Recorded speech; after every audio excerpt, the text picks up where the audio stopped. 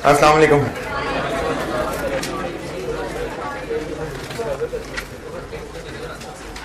दुरूद शरीफ पढ़ लें।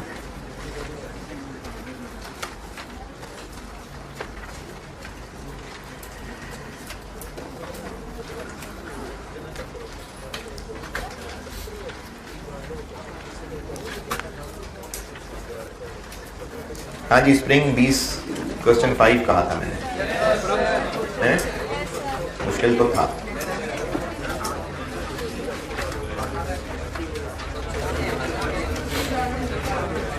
कुछ टूटा फूटा हुआ कि बिल्कुल भी नहीं?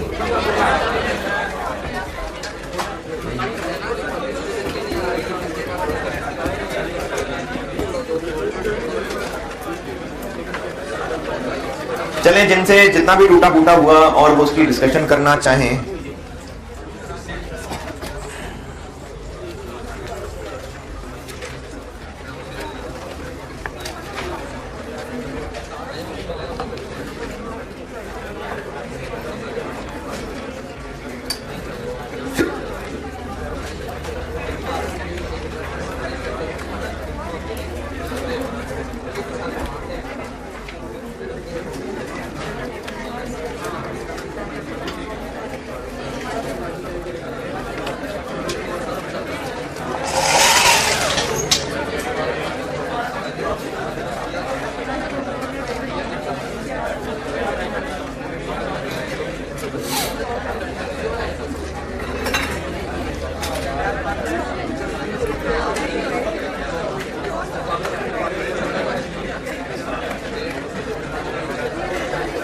चलें इधर देखें, कल भी बड़ा टाइम जाएगी आपने। इधर देखें, पी क्यू आर 3 प्रोडक्ट बेचते हैं।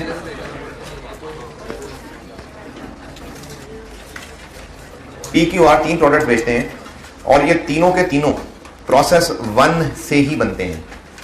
प्रोसेस 1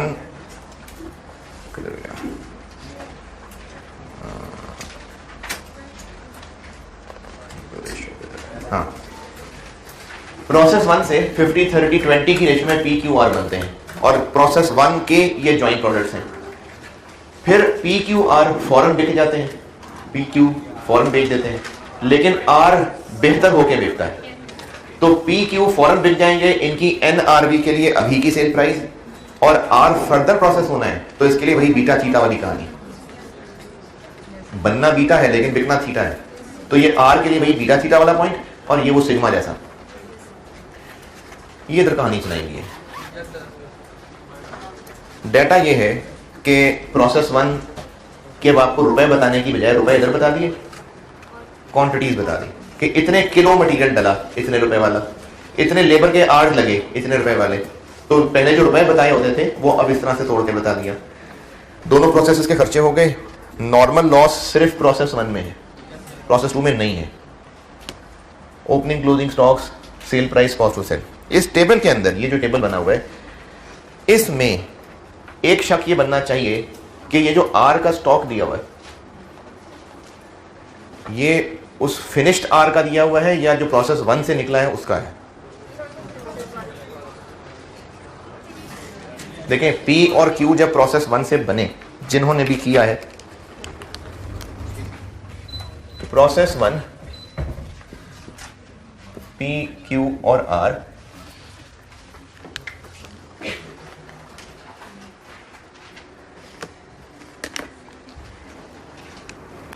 और प्रोसेस 2 में ये आर इन होगा और फिर बेहतर आर, जिसको मैंने रिफाइंड आर कह दिया, ये सेल होगा।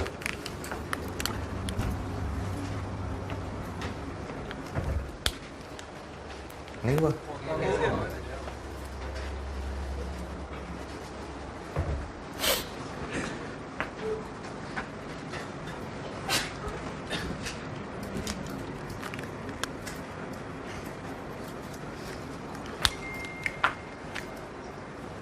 तो P1 से पी क्यू आर बनते हैं, P और Q फिनिश गुड हैं, लेकिन ये R अभी फर्दर प्रोसेस होगा, फिर ये वाला R जो होगा ये बिकेगा।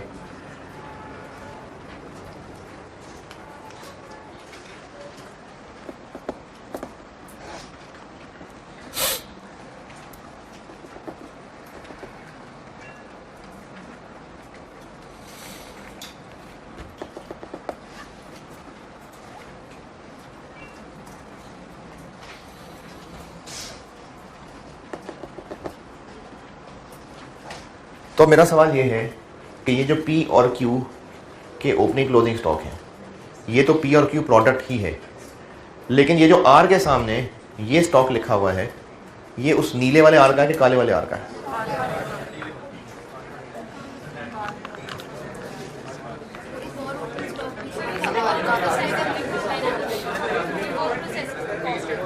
एक और कौन सा स्टॉक दिया मैंने? नहीं, वो तो रुपए हैं। हाँ जी, दो वजह बताता हूँ, हो सकता है और भी किसी को पिक हो गई तो वो भी शेयर कर ले। सेल प्राइस लिखी हुई है भाई, तो सेल तो काला वाला आर होता है, तो ये उसी की बात हो रही है। फिर सेल प्राइस भी तो लिखी हुई है ना, तो सेल प्राइस जो है वो उस काले वाले आर की है, तो इसलिए जो उस काले वाले आर का ओपनिंग क्लोजिंग है, नीले वाले आर के नहीं है। इस बात को मजीद पक्का कर रहे हैं, value of opening and closing stock, ये जो ओपनिंग क्लोजिंग स्टॉक्स हैं इनकी जो वैल्यूज हैं comprised of cost of both processes. तो दोनों प्रोसेसेस से तो यही गुजरा है ना, ये तो दोनों प्रोसेस से नहीं गुजरा, वो ये है जो दोनों प्रोसेस से गुजरा है। तो इसका मतलब है कि ये जो यहां पर प्रोडक्ट आर लिखा हुआ है वो ये वाला काला वाला आर है।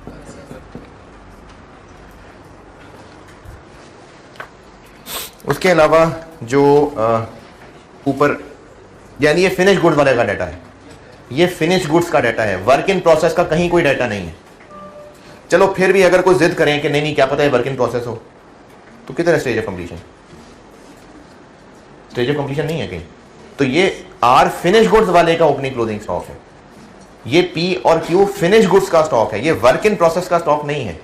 वर्क इन प्रोसेस का स्टॉक सवाल में कहीं नहीं है, इसलिए opening closing work in process नहीं है। होते कहीं तो बताए होते, नहीं है। फिर इसके अलावा ये ऊपर जो प्रोसेस 2 में कहा हुआ था, तो एक बाय प्रोडक्ट टीएस भी बनता है। ये उस टीएस के बारे में पॉइंट नंबर 4 में लिखा हुआ है कि इतने किलो टीएस बना और सेलिंग एडमिन खर्चे बता दिए। ये सवाल का डाटा है, करना क्या है? इनकम स्टेटमेंट बनानी है हर प्रोडक्ट की अलग। ये मार्जिनल एब्जॉर्प्शन का सवाल नहीं है, बस नॉर्मल की इनकम स्टेटमेंट बनानी है। इनकम स्टेटमेंट में क्या होगा? Sales, cost of sales, gross profit, admin selling expense, ये बनानी है। लेकिन ईच प्रोडक्ट का मतलब है, प्रोडक्ट वाइज इनकम स्टेटमेंट का मतलब है कि हर प्रोडक्ट की अलग अलग इनकम स्टेटमेंट। तो वो आप तभी बना सकेंगे जब उस इनकम स्टेटमेंट की सारी फिगर्स हर प्रोडक्ट की अलग अलग पता होंगी। ये सवाल की रिक्वायरमेंट है। और इनकम स्टेटमेंट देखिए मैंने 3 बनाई हुई है, sales, cost of sales, GP, admin selling, net profit. Income statement यही है, लेकिन 3 बन। अब 3 बनाने के लिए आपको हर प्रोडक्ट का यूनिट सोल्ड, सेल प्राइस, हर प्रोडक्ट की फिनिश गुड्स इन्वेंट्री की opening closing, cost of completed units. Cost of goods manufactured क्या है प्रोसेस कॉस्टिंग में? Cost of completed units. तो आपको हर प्रोडक्ट की कॉस्ट ऑफ कंप्लीटेड यूनिट्स चाहिए। ये हम लोग पहले सवालों में निकाल रहे थे। अब इस सवाल का लेवल ये बढ़ गया कि उसने यहीं पर रोकने की बजाय इनकम स्टेटमेंट बनवाई है। चलो इनकम स्टेटमेंट तो एक एडवांस बात है, लेकिन कॉस्ट ऑफ कंप्लीटेड यूनिट्स तक तो पहुंचना है हमें। तो पी क्यू इनकी कॉस्ट ऑफ कंप्लीटेड यूनिट कैसे निकलेगी? प्रोसेस 1 सॉल्व होगा, पहले उनकी कंबाइंड कॉस्ट ऑफ कंप्लीटेड निकलेगी, फिर वो इन तीनों में बटेगी। तो वो जो पी और क्यू में बटी होगी ये वो है। और ये कैसे निकली? ये प्रोसेस 1 में जो आर को हिस्सा बटा होगा वो प्रोसेस 2 में ट्रांसफर इन होगा, फिर प्रोसेस 2 के अंदर मजीद खर्चे आएंगे, वो सब मिला के ये सवाल की अप्रोच है कि कॉस्ट ऑफ कंप्लीटेड यूनिट्स निकालनी है हमने। और ये फिगर दी हुई है, ओपनिंग की फिगर दी नहीं है सवाल में। Opening cost of goods manufactured, method क्या है? FIFO। तो ये किस में से बचे होंगे? ये इन्हीं में से बचे होंगे। तो इनकी पर यूनिट कॉस्ट निकली और क्लोजिंग यूनिट से मल्टीप्लाई कर दी। यानी अभी तक जो मैं आपको मार्जिन एब्जॉर्प्शन में जहां तक ले जा चुका हूं उसकी हेल्प हो गई इस सवाल के अंदर, इसलिए अब आके होमवर्क था ये। ठीक है। और फिर ये एडमिन सेलिंग सिंपली कहे थे सेल्स के 12% है, तो सेल्स के 12% मल्टीप्लाई कर दिए। तो इसलिए इनकम स्टेटमेंट की बाकी चीजें तो चलो फिर बाद में देखते हैं। कॉस्ट ऑफ कंप्लीटेड यूनिट्स करता हूं discuss. Cost of completed units के लिए वही सारी प्रोसेस 1 प्रोसेस 2 की मेहनत। प्रोसेस 1 देखते हैं। ओपनिंग क्लोजिंग वर्किंग प्रोसेस सवाल में नहीं है। प्रोसेस 1 का इनपुट है, बस ओपनिंग क्लोजिंग नहीं है, इनपुट है। नॉर्मल लॉस प्रोसेस 1 में 7% है, ये 7% नॉर्मल लॉस आ गया, ये बन गया आउटपुट। ये है 50, 30 और 20 की रेशो में। तो इस आउटपुट को इन तीनों जॉइंट्स में बांट दिया, 50, 30, 20। ये 3 प्रोसेस 1 के आउटपुट आ गए। इक्विवेलेंट प्रोडक्शन बनाने की जरूरत ही नहीं है। इसलिए जरूरत नहीं है कि इक्विवेलेंट प्रोडक्शन में कंप्लीटेड यूनिट्स आते हैं, क्लोजिंग वर्किंग प्रोसेस आता है और एबनॉर्मल लॉस गेन आता है। और अगर FIFO मेथड है तो ओपनिंग और स्टार्टेड कंप्लीटेड अलग आते हैं। ओपनिंग क्लोजिंग वर्किंग प्रोसेस भी नहीं है, एबनॉर्मल गेन लॉस भी नहीं है। तो ईपी में होने ही सिर्फ कंप्लीटेड यूनिट्स हैं। अब जब कंप्लीटेड यूनिट्स ही होंगे सिर्फ, तो हम निकालेंगे कॉस्ट पर यूनिट। पहले मैं ऐसी खुद से फिगर बना रहा हूं, मटेरियल कन्वर्जन, इस सवाल की फिगर नहीं, वैसे ही खुद से लिख रहा हूं। FIFO मेथड है तो ओपनिंग वर्किंग प्रोसेस तो वैसे ही नहीं है, इसलिए बस करंट पीरियड कॉस्ट ही है।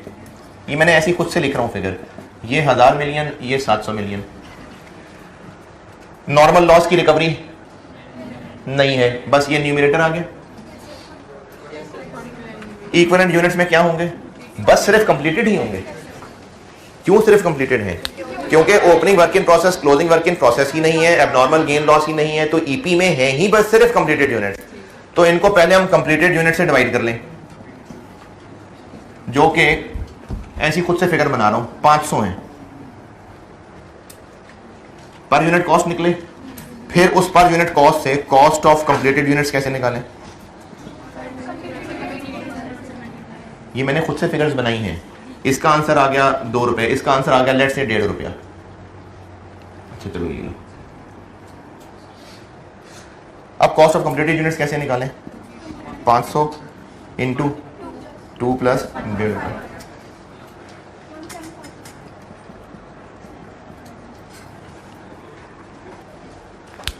जादू हो गया कोई?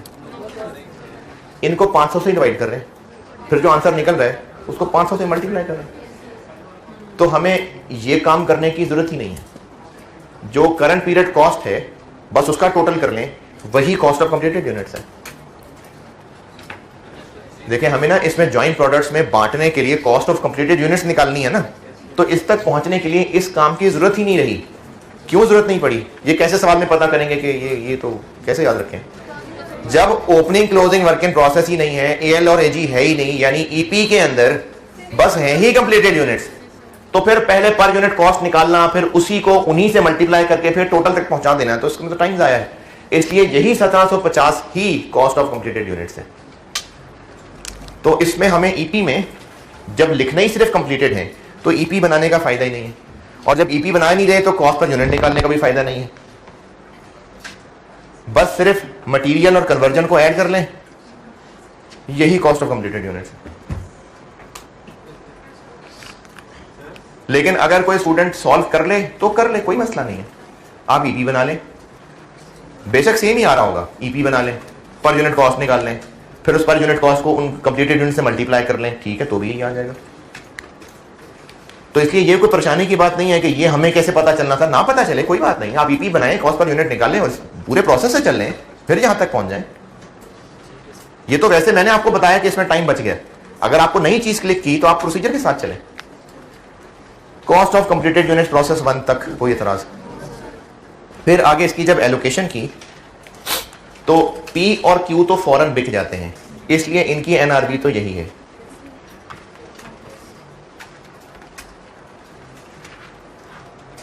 लेकिन आर जो नीला वाला है वो बिकता काला वाला आर है, जबकि अभी हम खर्चे बांट किस में रहे हैं? नीले वाले आर में। तो ये वही बीटा और थीटा वाली बात हो गई। तो हमने क्या किया था कि सेल प्राइस तो थीटा की लिखी थी, लेकिन क्या किया था कि बीटा के यूनिट्स को इनटू 0.95 कर दिया था। क्यों कर दिया? क्योंकि उतने बीटा से उतने थीटे नहीं बनने, 5% जाया होने ही होने। तो इस तरह यहां पर अब लॉस तो नहीं है, लेकिन बाय प्रोडक्ट बनता ही बनता है। नॉर्मल लॉस जाया होता ही होता है, बाय प्रोडक्ट बनता ही बनता है। तो इसलिए नीले वाले आर से उतने ही काले वाले आर नहीं बन जाने हैं। कितने बनने हैं? ये इतने बनने हैं। तो वो जो बीटा को 0.95 किया था ताकि ये बन जाए, इसमें हमें डायरेक्टली ये पता है तो यही लिख लेते हैं। तो वो जो बीटा को इनटू 0.95 करना था, यानी बीटा में से नॉर्मल लॉस माइनस करके यहां तक पहुंचना था, तो हमने डायरेक्टली ये फिगर ही लिख दी ऊपर एनआरबी कैलकुलेशन में। ये वो बीटा थीटा वाला पॉइंट है जी। नहीं, एबनॉर्मल लॉस ना माइनस करते, सिर्फ हम इसमें से स्क्रैप वो अपना बाय प्रोडक्ट माइनस करते, क्योंकि बीटा में से बस नॉर्मल माइनस करना था।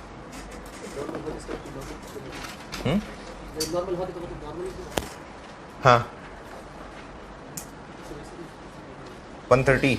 अब जब इसको ऊपर लेंगे और एनआरवी में सेल प्राइस के साथ साथ और क्या माइनस करना पड़ेगा, जो फर्दर कॉस्ट है। अब इस फर्दर कॉस्ट को देखें। फर्दर कॉस्ट वो होती है जो प्रोसेस 1 से निकलने के बाद मजीद नया जो भी काम होना है, तो वो ये होना है। मजीद नया क्या होना है, इतने का किधर गया, इतने का लेबर लगना है, दिस इंटू 200, ये किधर गया, हाँ जी, इतना लेबर लगना है, इतना एफएच लगना है और इतना उस बाय प्रोडक्ट की सेल वैल्यू लेस हो जानी है। ये है फर्दर। देखें एनआरवी निकालते हुए ना हमने सेल प्राइस में से कॉस्ट टू सेल और minus further processing cost minus करनी है। चूंकि वो पर यूनिट की शक्ल में नहीं है तो ठीक है, इसको यूनिट से मल्टीप्लाई करने के बाद टोटल अमाउंट माइनस कर दी। अब वो फर्दर क्या है जो प्रोसेस 2 में मजीद होना है, तो प्रोसेस 2 में मजीद ये काम होना है, लेबर लगनी है, एफएच लगने हैं और सेल हो जाना है बाय प्रोडक्ट। इस डब्बे का है नहीं, मैंने कन्वर्जन से नहीं लेस की है, मैंने कन्वर्जन से लेस की है।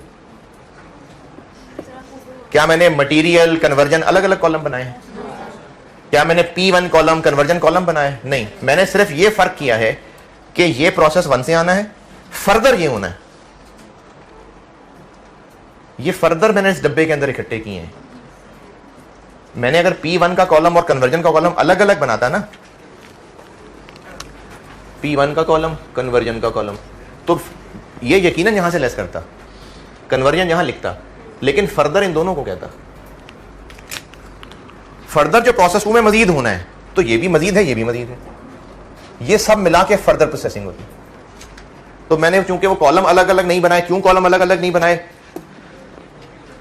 क्योंकि ईपी के अंदर बस कंप्लीटेड ही है, वही बात जो भी इधर ऊपर बताई थी। इधर क्यों ईपी नहीं बनाना पड़ा, क्योंकि जो करंट पीरियड कॉस्ट होनी थी वही उस आउटपुट की कॉस्ट होनी थी। यही सेम बात यहां भी है, इसमें भी ना कोई ओपनिंग है, ना कोई क्लोजिंग है, ना कोई नॉर्मल लॉस है, तो जो भी टोटल खर्चा हो रहा है वो सब इसी काले आर का ही है। तो कॉलम बनाने की जरूरत नहीं पड़ी, इसलिए मैंने वो कॉलम P1 और कन्वर्जन नहीं बनाए। तो इसलिए कन्वर्जन से नहीं, मैंने तो लिखा ही नहीं कन्वर्जन, मैंने सिर्फ फर्दर होने वाले इकट्ठे कर दिए। ये वो है जो प्रोसेस 1 से ट्रांसफर इन है, ये वो है जो प्रोसेस 2 में नया है, तो उसको इकट्ठा करके मैंने फर्दर कह दिया। ये है जो ऊपर प्रोसेस 1 की एलोकेशन में इस्तेमाल हुआ। अब ये रेशो से बांटेंगे इसको, और ये P की कॉस्ट ऑफ गुड्स मैन्युफैक्चर्ड, ये Q की कॉस्ट ऑफ गुड्स मैन्युफैक्चर्ड, और ये ट्रांसफर आउट टू प्रोसेस 2। फिर ये 89 यहां ट्रांसफर इन हो गया, और फिर ये प्लस ये है काले वाले आर की कॉस्ट ऑफ गुड्स मैन्युफैक्चर्ड। ये तीनों फिगर्स यहां आएंगी। ये कल जो हम ओपनिंग, प्रोडक्शन, क्लोजिंग, ये मार्जिनल एब्जॉर्प्शन की सपोर्ट के साथ ये सवाल हो रहा है, ये चीजें हम वहां कर चुके हैं। इनकम स्टेटमेंट एब्जॉर्प्शन की है, तो ये उसकी सपोर्ट मिल रही है। ओपनिंग फिनिश गुड्स दिए हुए हैं, प्रोडक्शन, सेल, क्लोजिंग, ये ओपनिंग क्लोजिंग दे के सेल निकाली हुई है। वही जो क्वांटिटी स्केड्यूल बना रहे थे मार्जिनल एब्जॉर्प्शन में, ये वो बनाया हुआ है। कैसे पता चलेगा ये बनाना है, क्योंकि इनकम स्टेटमेंट बनानी है। अब इनकम स्टेटमेंट में ओपनिंग फिनिश गुड्स लिखने हैं, सेल्स लिखनी है, तो वो नहीं है सवाल के अंदर। तो फिर हमने पूरी कॉस्ट पढ़ी होगी तो पेपर देने गए होंगे ना, या एक चैप्टर का सवाल कर रहे होंगे तो बाकी चैप्टर्स के सारे दिमाग में दरवाजे बंद करके सिर्फ उस चैप्टर के दरवाजे खोले होंगे। तो जब पूरी कॉस्ट पढ़ी होती है तो पूरी कॉस्ट के सारे चैप्टर्स आपस में इंटरलिंक हो रहे होते हैं सवालों के अंदर। तो ये जो मेहनत नीचे की हुई है, ये मार्जिनल एब्जॉर्प्शन में सीखी हुई मेहनत है। और आपने कुछ पूछना है तो पूछें, जिन्होंने भी किया और थोड़ी बहुत भी इस पे मेहनत की और पूछना चाहें तो पूछें।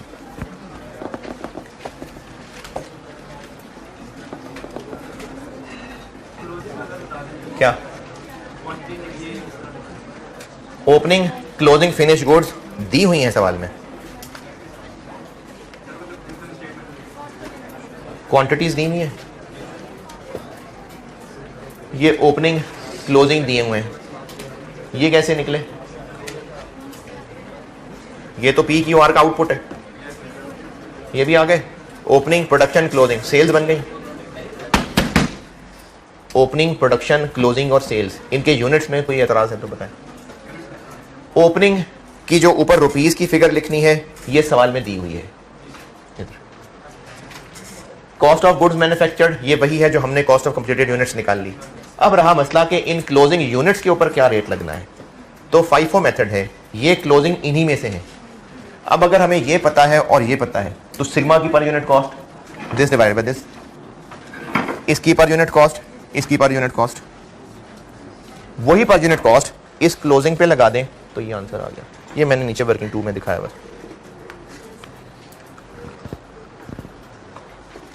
P की cost of goods manufactured divided by P के यूनिट्स मैन्युफैक्चर्ड। यही काम Q, यही काम R के साथ किया हुआ, काले वाले R के साथ। और ये जो रेट निकला ये इनके इन क्लोजिंग यूनिट्स पे लगा दिया, ये बन गया जी।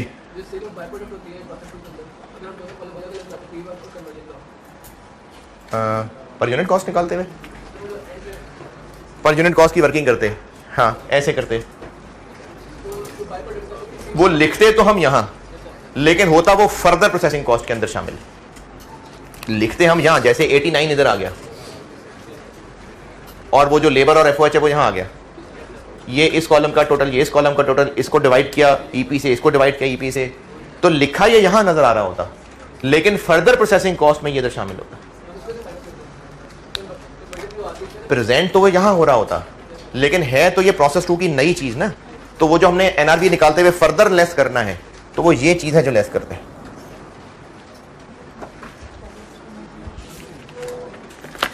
अच्छा, ये सवाल मुझे इसमें कोई शक नहीं है कि एक मुश्किल सवाल है, इसमें कोई शक वाली बात नहीं है। अब आपके पास चॉइसेस है, मैंने बिल्कुल आखिर में आगे इसको डिस्कस किया है। अगर आप ये समझते हैं कि नहीं ये तो बाकी कॉस्ट भी बाहर, अगर इसको रख लिया तो बाकी सब गया, तो छोड़ दें सवाल को। और अगर यही रिपीट हो गया तो भी छोड़ देना। बाकी कितने नंबर का है, तो बाकी 85 में से पास होने की कोशिश करना। सिंपल सी बात है ना। नहीं, मैं बड़ी फैक्चुअल बात कर रहा हूं कि अगर आपको एक सवाल आप छोड़ना चाह रहे हैं, यार मैंने बड़ी सीरियस बात बता रहा हूं, अगर आपको एक सवाल नहीं हैंडल होता समझ आ रहा, कोई बात नहीं है, मैंने तो इसको आखिर में रखा है और ये कहा है कि अगर आपसे नहीं हैंडल हो रहा, मुश्किल सवाल है, तो छोड़ दें उसको। पेपर में आ गया, सेम का सेम रिपीट हो गया, तो 85 में से पास होने की कोशिश तो करना ना, कभी मर जाना है तो कोशिश करें। रिपीट क्या सेम सवाल हो जाते हैं? बिल्कुल होते रहे हैं, थोड़ी सी चेंजेस के साथ। जो सिग्मा बीटा वाला सवाल था और उसके बाद जो वो दूसरा ऑटम 17 किया था, बहुत हद तक सेम था। तो इस तरह होता है कि एक दौर में एक मुश्किल सवाल आया होता है। बजटिंग में ऐसा बहुत होता रहा है, वो तो खैर अब आपके कॉस्ट के पेपर में नहीं है, लेकिन बजटिंग में ऐसा बहुत होता रहा है कि एक अटेम्प्ट में मुश्किल सवाल आया, अगली अटेम्प्ट या अगली कुछ अटेम्प्ट के अंदर थोड़ा बहुत चेंज किया, दोबारा पूछ लिया। तो ये आ सकता है। स्प्रिंग 20 के बाद ये नहीं आए हैं इस तरह के सवाल, आसान सवाल आ रहे हैं। नहीं, मैं तो हर किस्म के बच्चे को जवाब दे रहा हूं कि अगर ये बहुत मुश्किल है तो इसको छोड़ दें। ये ना हो कि आप इसकी वजह से बाकी चैप्टर गिरा दें नीचे। तो इसलिए नहीं कह रहा छोड़ दें, कर लें। जिसने छोड़ना है ठीक है, छोड़ दें। सर हमने नहीं छोड़ना, ना छोड़ें, करें।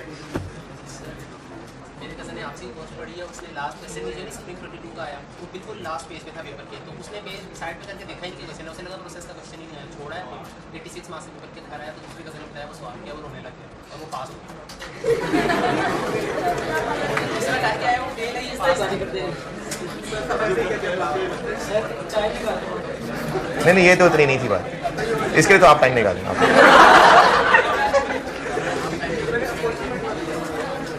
60s में भी पेपर करके लोग पास होते हैं। जो किया है सही किया है। पेपर मार्क करने वाले ने ये नहीं देखना कि सवाल पूरे नहीं किए फिर कर दो उसको। जो किया है, जैसा किया है, उसके नंबर अगर 50 हो गए तो पास है। अगर पूरे 100 नंबर का पेपर कर लिया और कर भी 2 घंटे में, तो पेपर बड़ा अच्छा हुआ, 2 घंटे में फारिग हो गया था करके, हो सकता है 25 नंबर आए उसके। तो इसलिए जो कर रहे हैं, जैसा कर रहे हैं, अच्छा कर रहे हैं, तो नंबर मिल जाएंगे। ठीक है जी, स्प्रिंग 20 डन। और मैंने ना इसका, जिन लोगों ने ये किया है, इसको अच्छी तरह से कवर किया है, तो मैंने एक अल्टरनेटिव ये दिया था, एक सोल्यूशन, कि अगर बाय प्रोडक्ट बनना एक नॉर्मल काम ना होता, वैसे तो इधर लिखा हुआ है इज प्रोड्यूस्ड, इज ये होता है, लेकिन अगर वैसे ही बाय द वे बन गया होता, नॉर्मली ना बना होता, तो फिर इसको हमें उन पर यूनिट कॉस्ट की कैलकुलेशन में इग्नोर करना पड़ता। वो कैसे करते, तो उसके लिए मैंने अल्टरनेटिव एक शेयर किया हुआ है, जो करना देखना चाहे। बस स्प्रिंग 20 बस, ठीक है, डन। और इनकम स्टेटमेंट का फॉर्मेट आपको याद हो चुका हुआ है।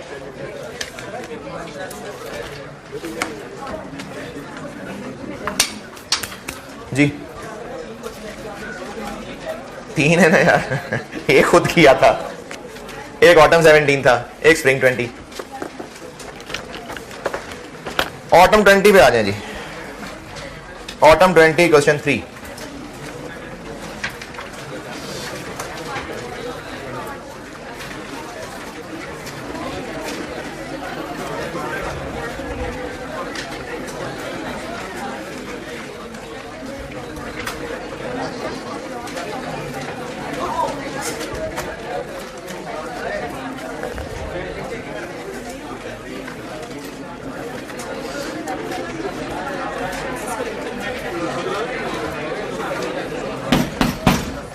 सवाल कहाँ है, पढ़ने को करता हूं मैं बोर्ड पे। ऑटम 20 क्वेश्चन नंबर 3 पढ़ लीजिए, करता हूं मैं।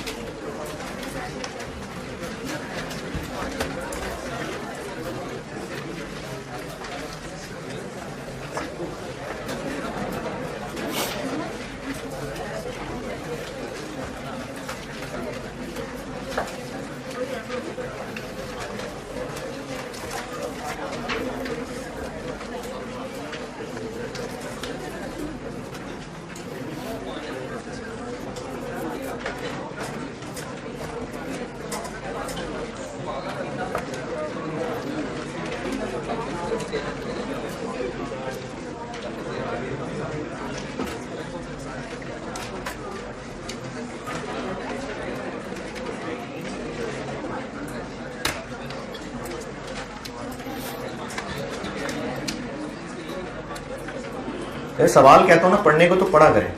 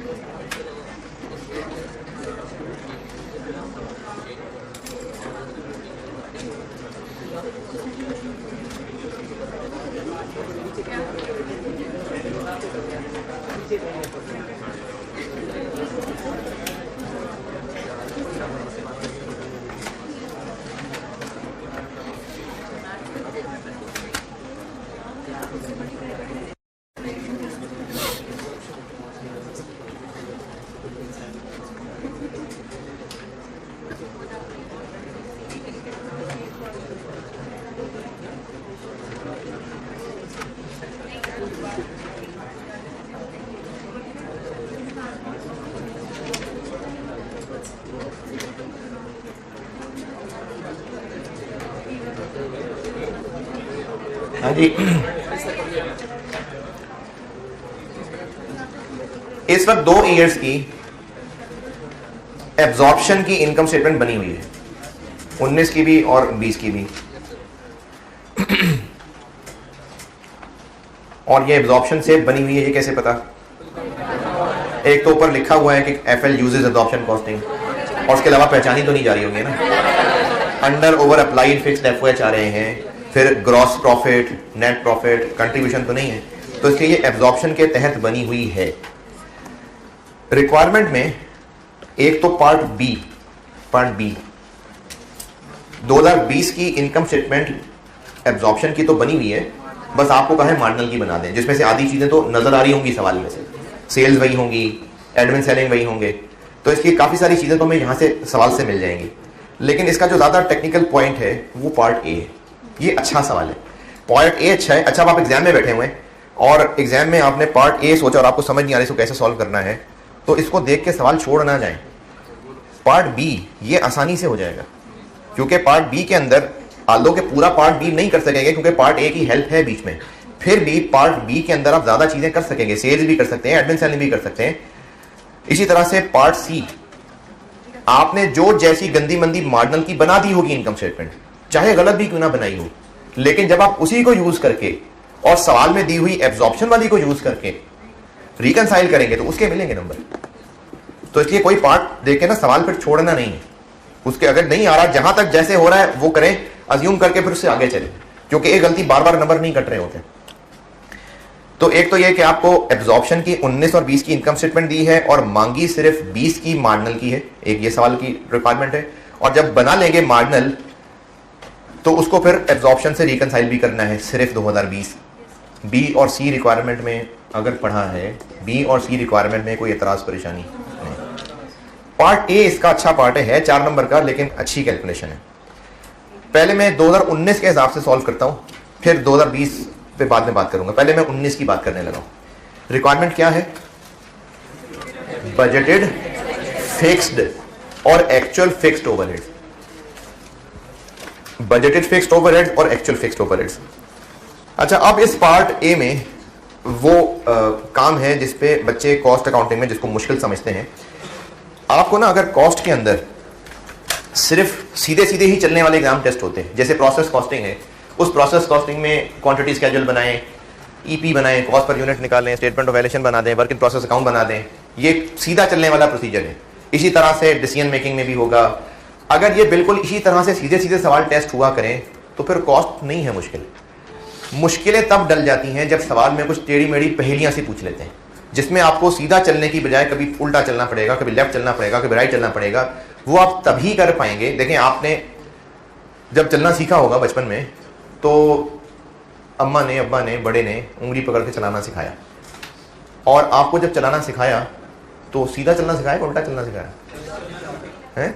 अगर कोई है ही वो फनकार किस्म के लोग तो हो सकता है आपको उलटबाजियां पहले सिखाई हों, लेकिन आम नॉर्मल घरानों से अगर आप हैं तो आपको सीधा चलना सिखाया ना। अच्छा, जब सीधा चलना सिखा दिया तो फिर उल्टा चलना भी सिखाया, फिर उल्टी हरकतें खुद ही सीख ली। और ये जो उल्टा चलना है ना, ये आप तभी कर पाए। बात तो चलो मजाक की लग रही है आपको, लेकिन मैं इसमें जो पॉइंट बताना चाह रहा हूं, आपको चलाया सीधा है, चलना सिखाया भी सीधा है, लेकिन आपने उल्टा चलना इसलिए सीख लिया क्योंकि आपको टांगों का इस्तेमाल, किस टांग पे कितना जोर डालना है, लेफ्ट को जमीन पे जमाना है तो राइट टांग आगे जानी है, वजन कैसे बैलेंस करना है, ये तरीका समझ आया तो उल्टा चलना सीखा है। वरना अगर आप सिर्फ रट्टा लगाते कि सीधा चलना कैसे है तो फिर उल्टा नहीं चल सकते थे। तो इसी तरह से, अच्छा एक और मिसाल, जिनको ड्राइविंग, अगर गाड़ी की ड्राइविंग आती है उनकी बात कर रहा हूँ, या चलो खैर है, खुद भी इमेजिन कर सकते हैं, नहीं भी आती है तो गाड़ी अगर सीधी चला सकते हैं ना तो जरूरी नहीं होता कि रिवर्स करनी भी सबको आती हो, क्योंकि जब आगे चलाना है तो तब स्टीयरिंग की मूवमेंट्स, और जब रिवर्स चलना है तो स्टीयरिंग की मूवमेंट्स में फर्क पड़ जाएगा। और अगर कोई आप में से ड्राइविंग करता है और जायज तरीके वाला लाइसेंस भी बनवाया हुआ है टेस्ट देके, तो उस टेस्ट में एक मुश्किल काम होता है गाड़ी रिवर्स करवाना, क्योंकि जो उनको लगता है जो रिवर्स चला सकता है वो सीधी तो चला ही लेगा। तो जब चीजें रिवर्स टेस्ट होती है ना तो ये पता चल रहा होता है कि इसके कॉन्सेप्ट्स अब ठीक है। तो इसलिए कॉस्ट अकाउंटिंग में अक्सर कुछ ना कुछ चीजें रिवर्स भी टेस्ट हो रही होती हैं, कुछ ना कुछ आउट ऑफ द बॉक्स सोचना पड़ता है। ये पार्ट ए के अंदर हम सोचने लगे। पार्ट ए में आपसे पूछे हैं बजटेड फिक्स्ड ओवरहेड्स। पहले मैं 2019 पे बात कर रहा हूं, 2019 ये मैं कर रहा हूं question number 3 autumn 20 part A. पहले हम पार्ट ए सॉल्व कर रहे हैं और उसमें मैंने पहले 2019 की बात की है। क्या पूछा है पार्ट ए में? बजटेड फिक्स्ड ओवरहेड्स और एक्चुअल फिक्स्ड ओवरहेड्स। पहले बजटेड की बात करते हैं। सवाल में कहीं बजटेड फिक्स्ड ओवरहेड्स नहीं दिए हुए, तभी तो पूछ रहे हैं आपसे, दिए होते तो क्यों पूछ रहे होते। बजटेड फिक्स्ड ओवरहेड्स ऊपर हैं तो नहीं, लेकिन कोई ना कोई हिंट होगा जो बजटेड फिक्स्ड ओवरहेड्स तक जाता होगा, कोई ना कोई लिंक बनता होगा, तो वो हमें यहां पर फिक्स्ड OAR का लिंक नजर आ रहा है। रिक्वायरमेंट से जस्ट ऊपर last paragraph, fixed overhead absorption rate यानी OAR 700 रुपए पर मशीन आर्ट था। अब यहां से हमें हिंट मिला कि ये कैसे निकला होगा। बजटेड फिक्स्ड ओवरहेड्स को बजटेड प्रोडक्शन से डिवाइड किया होगा तो ये OAR निकला होगा। अब वहां से अगला इशारा, इसका मतलब हम बजटेड प्रोडक्शन ढूंढनी पड़ेगी। तो अगर बजटेड प्रोडक्शन मिल गई तो बजटेड फिक्स्ड ओवरहेड्स मिल जाएंगे। बस इसको मैं कह रहा हूं कि उल्टा चलना, सोचना। अगर आप बिल्कुल सीधा सीधा चलते रहेंगे तो ऐसा काम शायद पहले कभी भी नहीं किया। लेकिन आपको मिसिंग फिगर्स में से देखना होता है कि कौन सा हिंट अवेलेबल है, फिर एक हिंट से अगला हिंट, फिर उससे अगला हिंट, इस तरह से चीजें मिसिंग फिगर चलती हैं। तो बजटेड फिक्स्ड ओवरहेड्स निकालने हैं, लेकिन हमें हिंट मिल रहा है OAR के जरिए। 19 का OAR निकला होगा जब बजटेड फिक्स्ड ओवरहेड्स को fixed OAR, budgeted fixed overheads को डिवाइड किया होगा बजटेड। दोनों बातें ठीक हैं। OAR अगर रुपीस पर आर दिया हुआ है तो यकीनन आर से डिवाइड किया होगा। अगर रुपीस पर यूनिट दिया हुआ है तो प्रोडक्शन से डिवाइड किया होगा। 700 रुपए क्या है? Machine R. तो हमने यकीनन बजटेड मशीन आर से डिवाइड किया होगा, तो ये निकला होगा। इसमें से हमें अब ये 700 तो पता है, बजटेड फिक्स्ड ओवरहेड्स निकालने हैं। मशीन आवर्स दिए हुए नहीं है, इनको ढूंढ लेते हैं हम।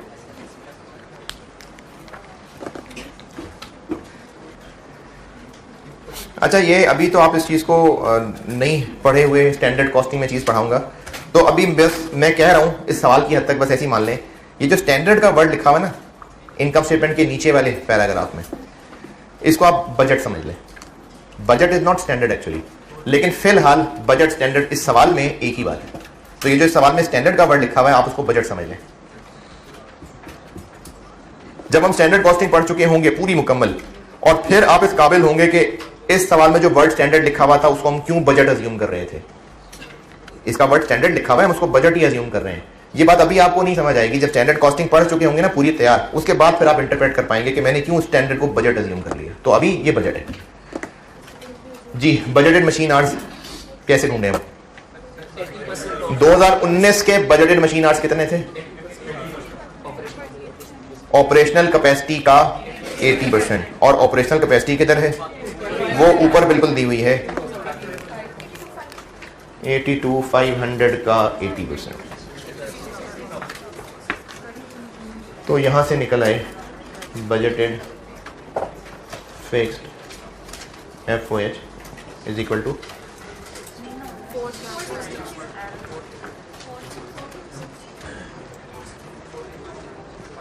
चलो 3 जीरो उड़ा के बता देना बेशक। 46,200। ये 19 के बजटेड फिक्स्ड ओवरहेड्स आ गए। ठीक है, मिसिंग फिगर ढूंढने का तरीका कि कुछ ना कुछ हिंट है, फिर उस हिंट तक पहुंचे, फिर उस हिंट से आगे। अच्छा, उसमें भी ना तरीका ये है, मुझे लगता है मैंने पहले किसी टॉपिक में कहा हुआ है कि जो हिंट है आप देखें ये फिगर कैसे बनी होगी, फिर वो कैसे बनी होगी से और रिवर्स चले, फिर और इशारे मिलेंगे, फिर और इशारे निकले, अच्छा यहां तक कैसे पहुंचे होंगे। तो इस तरह से फिर लिंक निकलते हैं। बजटेड फिक्स्ड ओवरहेड्स 2019 ऊपर पहले पैराग्राफ, ऑपरेशनल कैपेसिटी।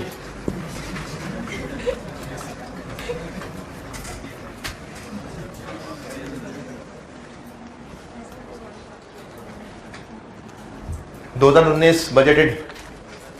अच्छा, अब 2019 के एक्चुअल फिक्स्ड ओवरहेड्स पूछे हैं, नहीं है सवाल में, कहीं होते तो पूछते ही क्यों। देखें कहीं पर कोई हिंट मिलता हो, क्या ऐसा है जिसका एक्चुअल फिक्स्ड ओवरहेड से कोई ताल्लुक निकलता होगा? Under over applied fixed FOH, ये इनकम स्टेटमेंट में लिखे नजर आ रहे हैं। अब यहां से उल्टा चलते हैं, कैसे निकले होंगे अंडर ओवर अप्लाइड? अप्लाइड में से, तो इसका मतलब हम अगर अप्लाइड तक पहुंच जाएं तो अंडर ओवर अप्लाइड से एक्चुअल तक पहुंच जाएंगे।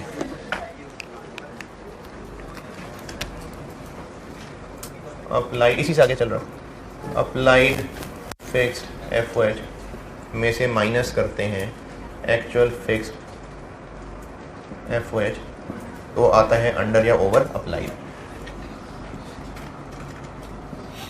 क्या है? अंडर है, ओवर है? 2019 ओवर अप्लाइड, 650 पॉजिटिव लिखा हुआ है ना, तो उन्होंने पॉजिटिव डिफाइन किया हुआ है कि वो ओवर है। अच्छा, आपने सिर्फ नेगेटिव पॉजिटिव से नहीं देखना, उसने क्या डिफाइन किया हुआ है। सवाल वाले ने ओवर को पॉजिटिव डिफाइन किया हुआ है, इनकम स्टेटमेंट में लाइन लिखी है वहीं से पढ़ रहा हूं। तो 650 चूंकि पॉजिटिव है इसलिए ये ओवर है, और हम भी वैसे उसको पॉजिटिव ही रख रहे होते हैं, तो ये तो गिवन है।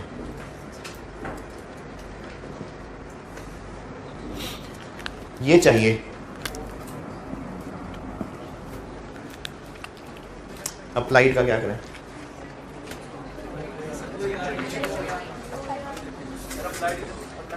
हाँ जी, वो अप्लाइड है, ये अप्लाइड है। मैं वेरिएंस वाले चैप्टर में ये अप्लाइड और एक्चुअल और बजटेड का कॉन्सेप्ट दोबारा रिवाइज करूंगा, लेकिन अभी मैं एक बार फिर उसका रिकैप दे देता हूं। हम एक पीरियड के शुरू में खड़े हैं और टारगेट कर रहे हैं कि इस पीरियड में क्या होगा, ये बजट है। वो पीरियड एंड हो गया, अब हमें पता चल गया कि इस पीरियड में क्या हुआ, ये एक्चुअल है। एक पीरियड के स्टार्ट पे खड़े होकर उस पीरियड के बारे में टारगेट रखना बजट, और जब पीरियड एंड हो जाना तो उसमें जो एक्चुअल हो जाना वो एक्चुअल है। अप्लाइड ये है कि जो OAR हमने रखा है, जितना काम इस महीने हुआ उस काम के लिए कितने ओवरहेड्स होने चाहिए थे, ये अप्लाइड है। तो बजटेड फिक्स्ड ओवरहेड्स, साल के शुरू में खड़े होकर बजट किया था कि 19 में इतने ओवरहेड्स होंगे, ये बजटेड ओवरहेड्स है। 19 एंड हो गया, कितने असल में हुए, ये एक्चुअल फिक्स्ड ओवरहेड्स हैं। 700 रुपए पर आर OAR था, जितना इस साल में काम हुआ इसके हिसाब से कितने टोटल ओवरहेड्स होने चाहिए थे, इनको अप्लाइड कहते हैं। OAR है 700 और इसको मल्टीप्लाई कर देते हैं, एक्चुअल प्रोडक्शन से कर दो। 700 पर आर को एक्चुअल प्रोडक्शन से मल्टीप्लाई कर दो। देखें ये ना OAR पर आर है, अगर मुझे जहां पर इसको यूनिट से मल्टीप्लाई करना है तो उसको OAR पर यूनिट करना पड़ेगा मुझे।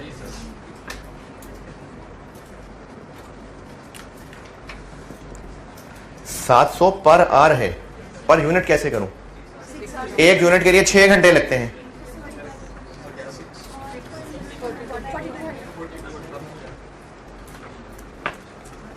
अब इस 4200 को हम बिल्कुल कर सकते हैं प्रोडक्शन से मल्टीप्लाई। कितनी प्रोडक्शन?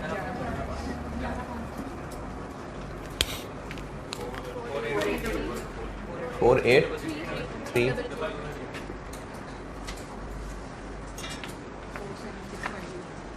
4765। ये सवाल की रिक्वायरमेंट थी एक, और एक ये थी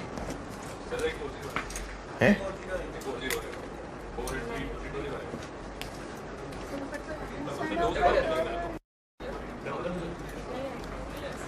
दिस इनटू दिस, और उसमें से 3 जीरो डालें। अच्छा ऊपर कह रहे हो?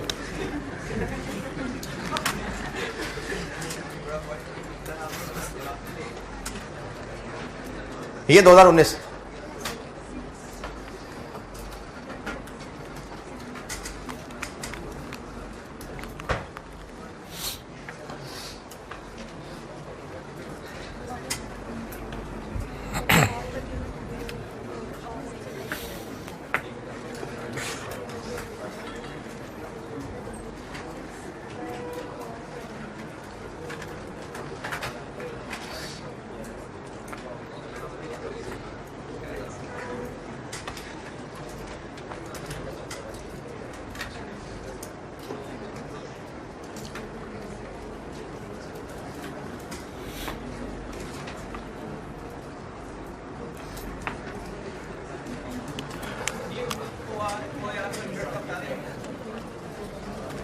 क्या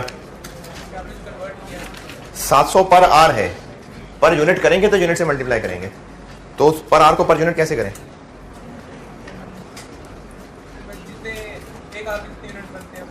एक यूनिट जितने आर पे बनता है।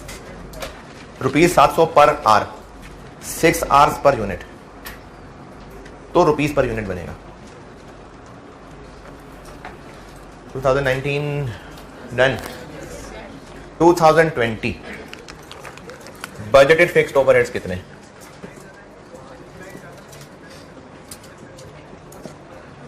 जी जनाब।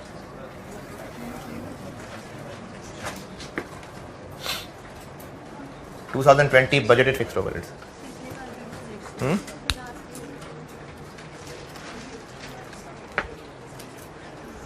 2020 के बजटेड फिक्स्ड ओवरहेड्स 2020 का तो OAR भी नहीं है।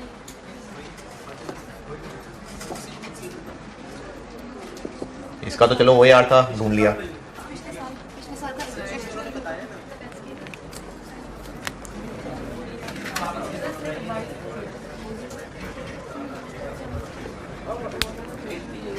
ये लिख दिए मैंने।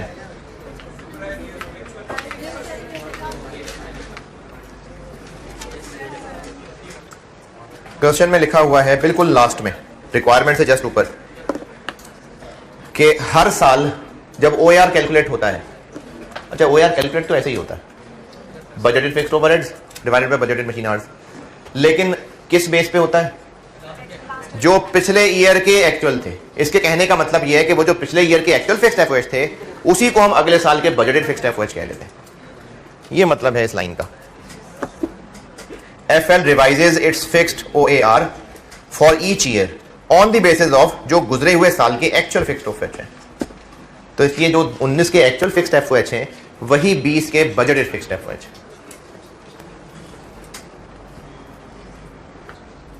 तो ये 20 के बजटेड हो गए। अब आते हैं 20 के एक्चुअल की तरफ। तो उसमें भी हमें यही रास्ता ही लेना पड़ेगा, क्योंकि 20 की भी इनकम स्टेटमेंट मौजूद है और उसमें भी अंडर ओवर आ रहे हैं, तो इसका मतलब रास्ता तो यही है। अप्लाइड फिक्स्ड एफओएच और एक्चुअल, ये हम बैलेंस करके निकाल लेंगे। और सवाल में दिए हुए हैं अंडर अप्लाइड कितने? क्वेश्चन में दिए हुए हैं अंडर अप्लाइड। अप्लाइड निकालते हैं। OAR को किससे मल्टीप्लाई कर लूं? 10।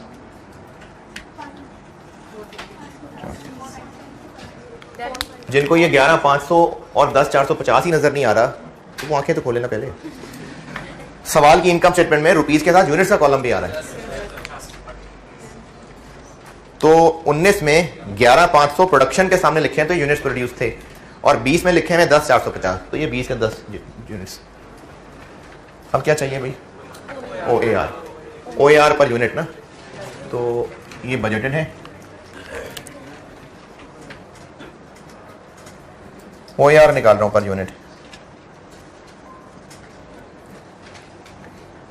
क्या करें?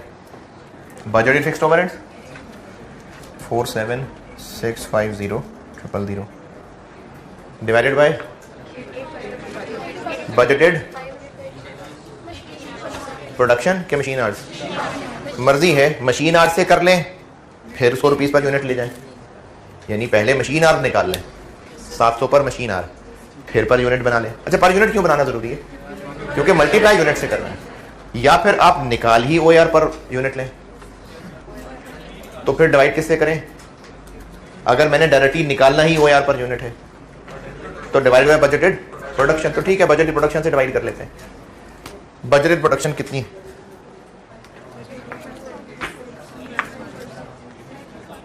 हाँ जी,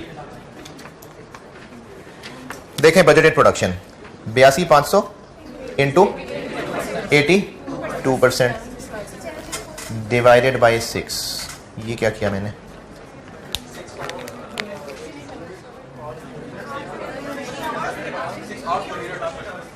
ये क्या निकलेगा? ये बजटेड मशीन आवर्स, और एक यूनिट 6 घंटों में बनता है, तो डिवाइड बाय 6 कर लिया तो बजटेड प्रोडक्शन। ये बात फिर सुनिए, अगर आप OAR पर मशीन आवर निकालना चाहें कोई मसला नहीं, मशीन आवर निकाल लें। दिस डिवाइडेड बाय दिस, निकल आए एक बार मशीन आवर। अब उसको रुपीस पर यूनिट कैसे बनाए? 6 से मल्टीप्लाई करके। अच्छा, पहले इसका तो आंसर बताए ना। 422, चल ठीक है, बहुत है। ये निकलाया क्या? Rupees per unit. अगर आपको ये पर यूनिट मुश्किल लग रहा है तो कोई मसला नहीं, आप पहले रुपीस पर आर निकालें। 47,650 divided by budgeted machine hours. जैसे ये निकाला है 19 में बजटेड 80% था, यहां 82% है। 70। अब इसको मैं कैसे बनाऊं पर यूनिट? मल्टीप्लाई बाय 6 कर लें।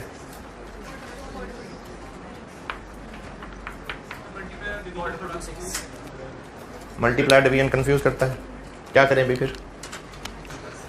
ये ₹704.36 क्या है? क्या है रुपीस पर 6 क्या है? और बस आर।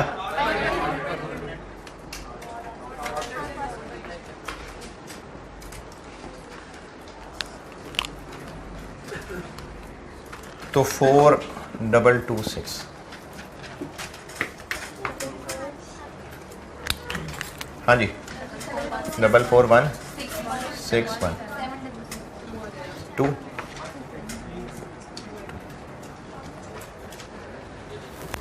अब इसको बैलेंस करके एक्चुअल निकाल लें।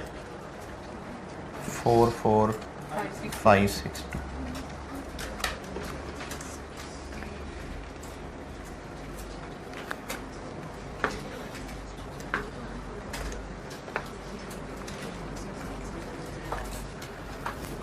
जिससे ये बैलेंस नहीं निकल रहा वो तो टाइम निकाल ही ले।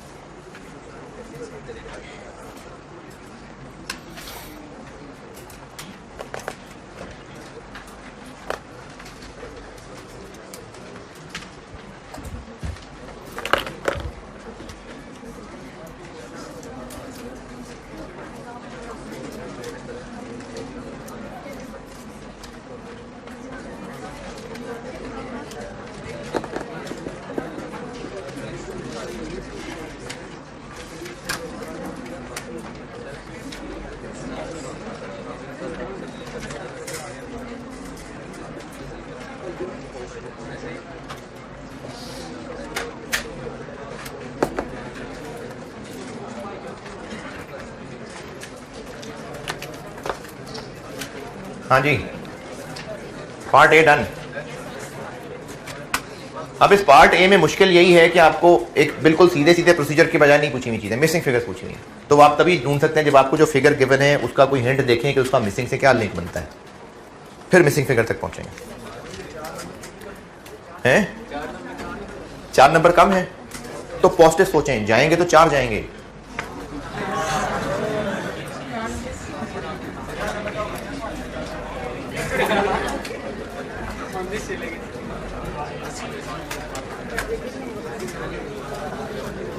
ये पार्ट ए करें नोट पर मैं पार्ट बी करूं।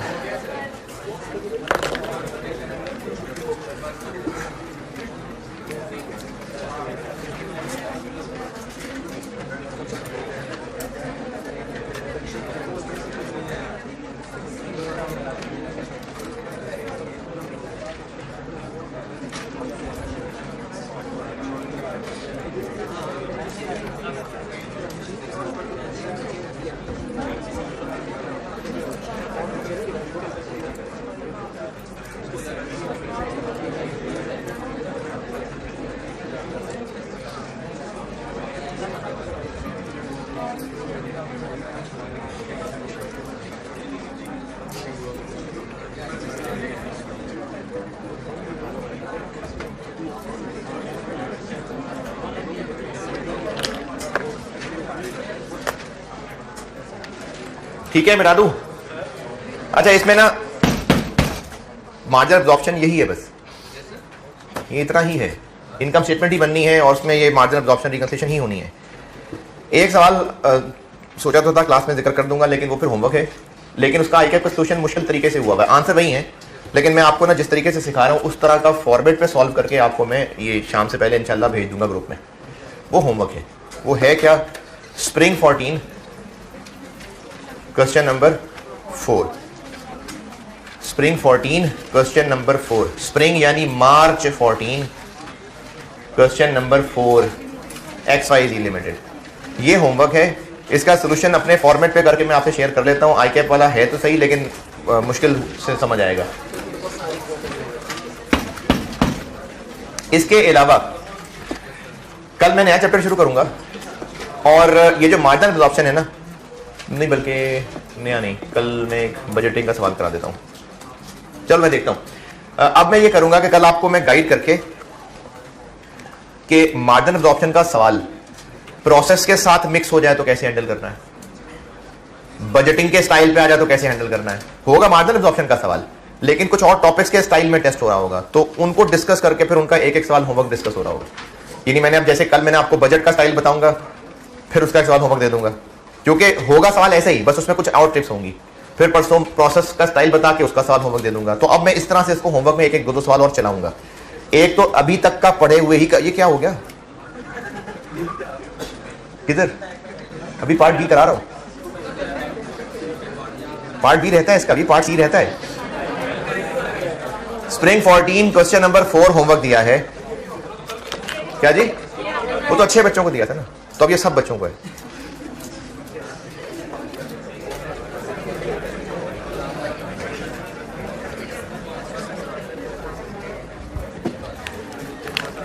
पार्ट बी इनकम स्टेटमेंट सिर्फ मार्जिनल की,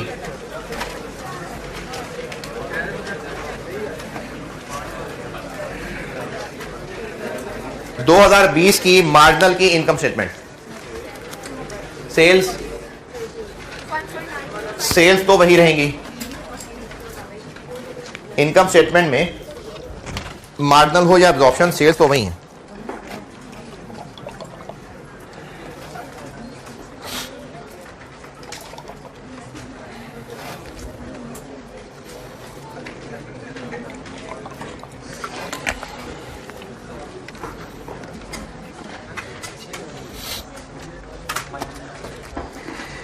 हाँ जी, 2020 कर रहे हैं हम, तो 2020 की जो सेल्स हैं वो तो वही हैं, 19,250 less variable cost of sales. Variable cost of sale तो हमें तो इसका मतलब है प्रोडक्ट कॉस्ट सारी फिर से वर्किंग करनी पड़ेगी नहीं। अगर हम एब्जॉर्प्शन की तीनों फिगर्स में से फिक्स पोर्शन निकाल दें तो मार्जिनल की फिगर्स बन जाएंगी।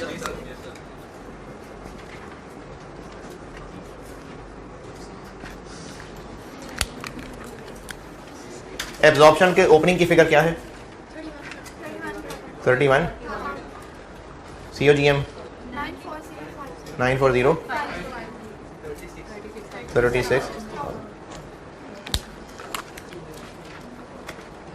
इनमें फिक्स्ड कौन से OAR वाला शामिल है? ये वाला।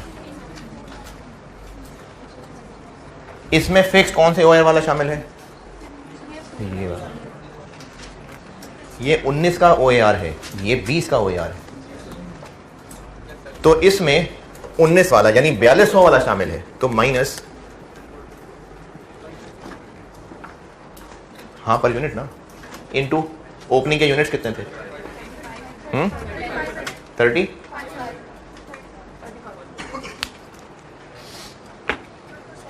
ये क्या कर दिया मैंने, ये रुपीज हैं, इनमें से अगर मैं फिक्स्ड पोर्शन वाले रुपीज माइनस कर दूं, कल किया था ये काम, तो मार्जिनल की फिगर बन जाएगी ना। तो इसमें ये ओपनिंग फिनिश गुड्स है, इनमें कौन सा OAR शामिल हुआ हुआ है?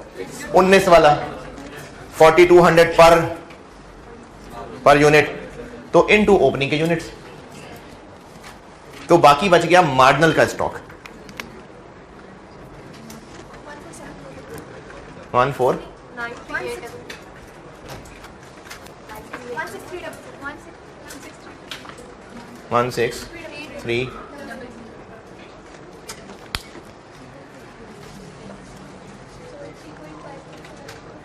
3.5 कैसे आया?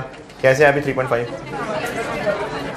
वो हम रुपीज थाउजेंड्स में लिख रहे हैं ना, 3500 यूनिट्स है ना, तो आगे आंसर ताकि रुपीज इन थाउजेंड में आए तो मैंने उसको 3.5 कर दिया।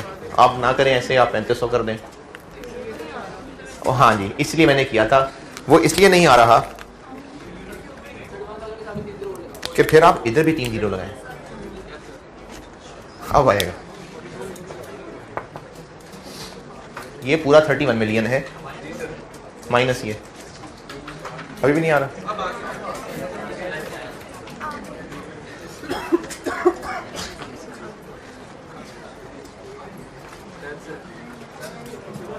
नहीं आ रहा फिगर?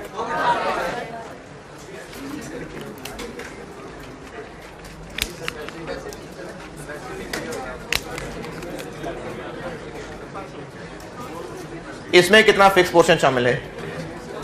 42-26 और 42-26। हाँ जी, क्या हुआ? वेटेड टाइप से क्यों करें? कह रहे ना FIFO, तो फिर डाटा किसी और तरह का अवेलेबल होता।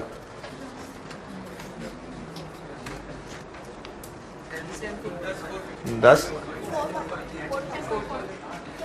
4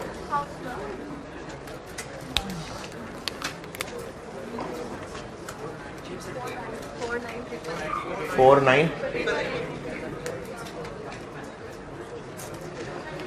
सवाल में FIFO मेथड है या नहीं है? कहाँ लिखा हुआ? हाँ जी, कैसे पता FIFO मेथड है? मैंने कहा FIFO मेथड है, कैसे पता FIFO मेथड है?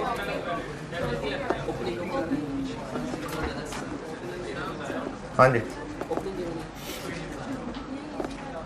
जी, इजी है। अच्छा, मैं इसको पहले पूरा शक्ल तो पूरी करें ना इसकी। 1909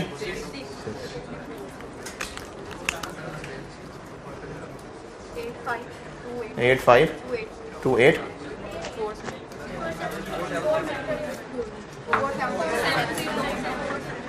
47092 10215। ये क्या है? Gross contribution. इसमें से क्या माइनस करें? वेरिएबल। तो वेरिएबल एडमिन सेलिंग का सवाल में कहीं कोई जिक्र ही नहीं है, तो वो वेरिएबल है। सेलिंग एंड एडमिन दिए हमें इनकम स्टेटमेंट की फेस पे, ये वेरिएबल है, टोटल है, तो वेरिएबल तो अलग से नहीं पता, फिर क्या करें? हैं? एडमिन और सेलिंग एक्सपेंसेस दिए हुए हैं, ये वेरिएबल हैं कि फिक्स्ड हैं? ये तो टोटल है। तो फिर जो वर्ड एडमिन है ना, एडमिन, ये वेरिएबल होता ही नहीं है। एडमिन खर्चे नहीं होते वेरिएबल। तो चूंकि सेलिंग एंड एडमिनिस्ट्रेशन कॉस्ट है, तो इसमें अजम्पशन यही सेफ है कि ये सारे फिक्स्ड हैं, बजाय इसके कि आप इसमें से आधे वेरिएबल कर दें, तो आधे ना करें, 20% कर दें, नहीं फिर 15% कर लें, चलो 40 कर लेते हैं, बस 10% लास्ट, बस नहीं 8%। तो इसलिए इसमें हम इनको कोई एक ही अज्यूम करके चल रहे होंगे, तो उसमें फिर फिक्स्ड ही है। कि हम इनको फिक्स्ड अज्यूम कर रहे हैं, दे देंगे नोट।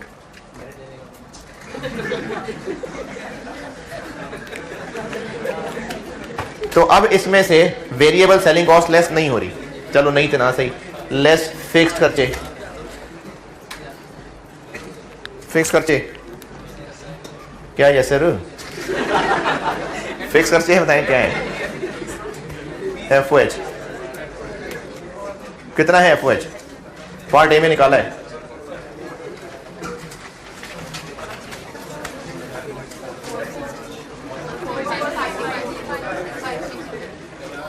एडमिन सेलिंग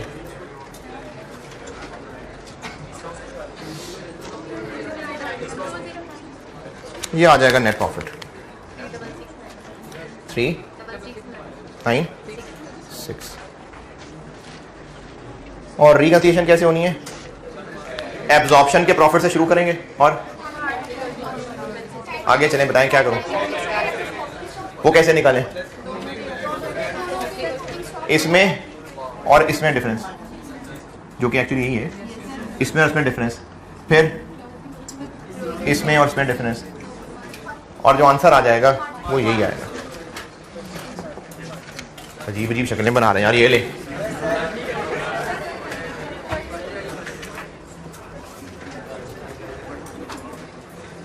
एब्जॉर्प्शन का प्रॉफिट कितना है? 38,900। दोनों के ओपनिंग में कितना फर्क है?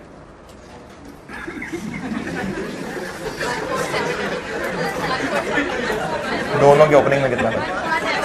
14 दोनों के क्लोजिंग में कितना फर्क है? 1690।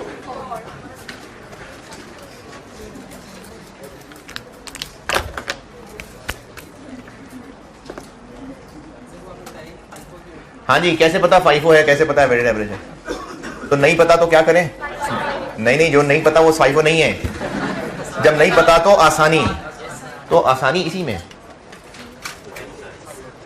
वरना वेटेड एवरेज निकालें फिर रेट। तो इसलिए खामोशी थी तो आसानी अज्यूम कर ली, और FIFO में आसानी थी। ठीक है जी, अल्लाह हाफिज।